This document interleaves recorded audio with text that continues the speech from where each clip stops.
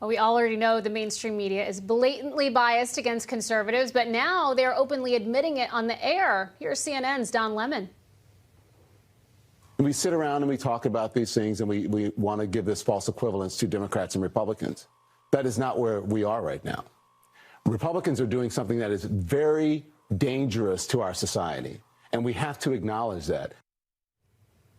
Here to talk more about the media's hypocrisy is the president of Accuracy in Media, Adam Guillette, and attorney and Republican strategist Erin Elmore. Great to see you both. Welcome. Thank you for having me. So, Adam, let me start with you. What do you make of Don Lemon's comments here, especially this coming not too long after reports that maybe CNN was going to try to get back to actual journalism under their new leadership?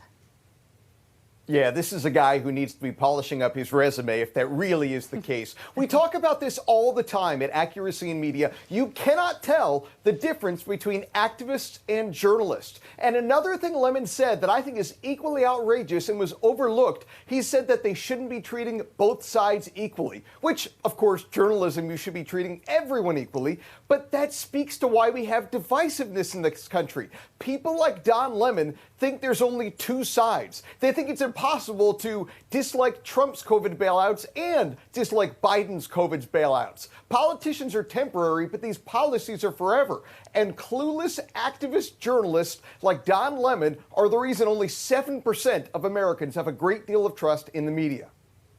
Yeah, and Erin, you know, Don Lemon, he's just the gift that keeps on giving because his attacks on the GOP don't stop there. Adam just mentioned it. Listen to what else he said. They have a lot to answer for in this moment.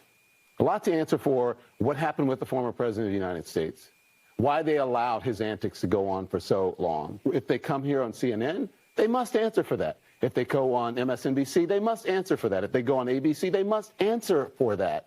And they cannot expect to be coddled. I mean, Erin, if anything, this is proof that the mainstream media is nothing but tough on Republicans. And, you know, you think back not too long ago, I think we're all old enough to remember how the ratings were much better over at CNN when they had Donald Trump in office. And now they're not doing so well.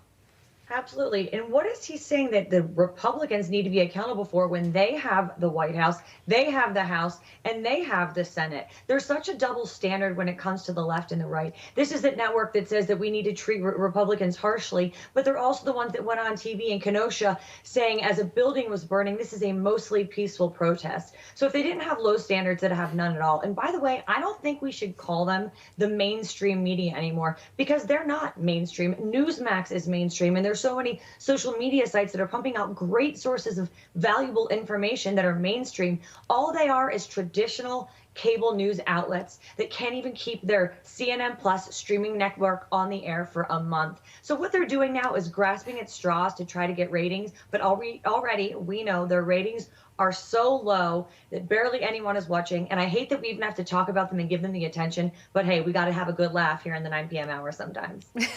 Yeah, we certainly do. And, you know, of course, we can't talk about the media without mentioning their patron saint, Dr. Fauci, who's back in the news this week. He announced, of course, we mentioned earlier that he plans to finally retire from his government post at the end of Biden's term, which who knows if that's going to be 6 months or a couple years from now. But in classic Fauci fashion, he mentioned it in a high-profile magazine interview.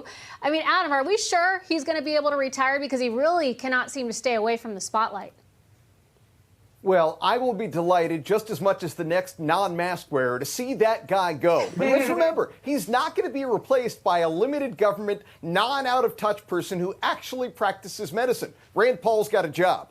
He's going to be replaced by another clueless, out-of-touch bureaucrat who loves attention and loves rules for you and I that he probably won't follow on his own. These politicians and bureaucrats are temporary, but the politics and the bureaucracy is permanent. The real solution isn't merely getting rid of the Faucis of the world, fun as that may be. The real solution is devolving power away from these out-of-touch clowns in Washington.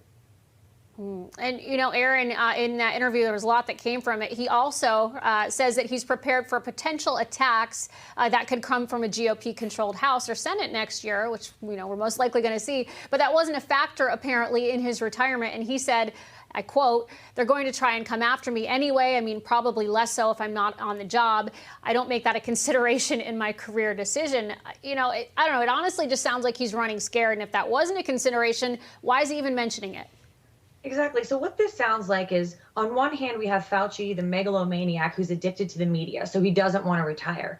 And on the other hand, he knows he's been lying to the American people, and we've caught him. Rand Paul's done an excellent job of showing us that. Remember when he tried to tell us that we had to wear 1 mask, 2 masks, and goggles? He also said that if you get the vaccine, transmission stops here. So are these lies going to come out in the midterms when Republicans, by the grace of God, sweep everything? So I think he's really sitting there thinking, well, gee, I'm addicted to the spotlight, but hey, I don't want to be called a liar publicly. Maybe I should preserve my legacy and just walk away with my tail between my legs and quietly. Yeah, or maybe MSNBC comes offering him a job alongside Jen Psaki. We'll see how this plays out, but certainly we know he has a future somewhere in the legacy media. Adam Guillette, Aaron Elmore, always great to see you both. Thanks for joining us. Thanks, great to see you. Thank you for having me.